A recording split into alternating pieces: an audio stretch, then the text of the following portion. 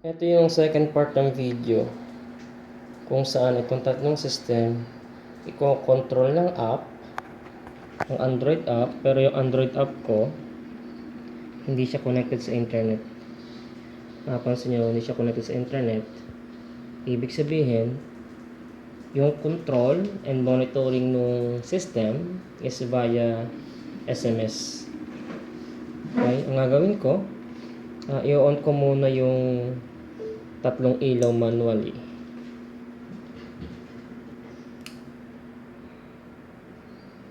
Ayan, kailaw yung tatlong bulb. And then, i-open ko yung app.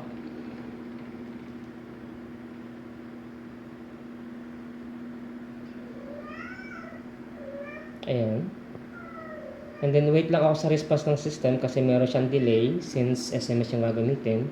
Yung speed kasi ng response ng bawat system is magbe-base sa speed ng sending ng SMS. Ayun, may na-receive akong SMS. And then, nilabas niya sa app yung current na status ng system, which is yung tatlong bulb naka-on. Kaya sa app, naka-on siya. And then, napapansin nyo, hindi ko kasi na-demo doon sa first demo. Kita kasi sa app yung power consumption. Yan. For this example, 0.60 watts yung system 1. System 2 is 5.3 watts. Kasi mas mataas yung bulb niya.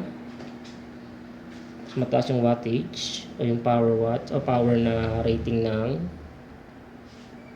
system 2. And then system 3 is 1.6 watts. Paras lang yung LED bulb nung system 1 at system 2.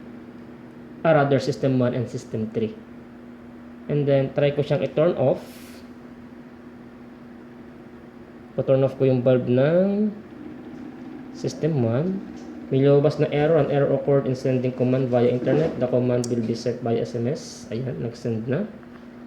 Kaya namatay na yung ilaw. Napansin natin sa app. Kaya nag-turn off na sa app. And then may na-receive yung SMS. Kaya nag-turn off yung status ng bulb sa app.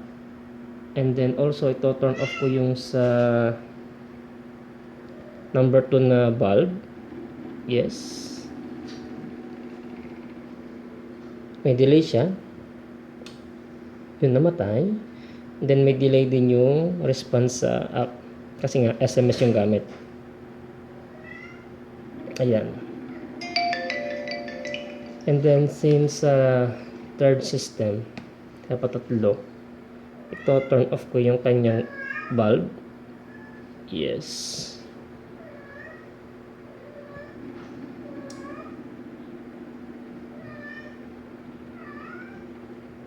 Then wait lang ako sa response. Yun, nag-turn off na. Then nag-receive ako ng SMS text message. Yun lang demo for this. Pinakita ko lang na sa second demo, pwedeng i-control at i-monitor ng Android app yung status and power consumptions ng mga nakakonect na load. For example, yung ating bulb at saka yung mga appliances na nakasaksak sa sockets. Yun namang demo 1, pinakita doon na using the app and then via internet or wifi yung monitoring and control ng tatlong system. Yun lang.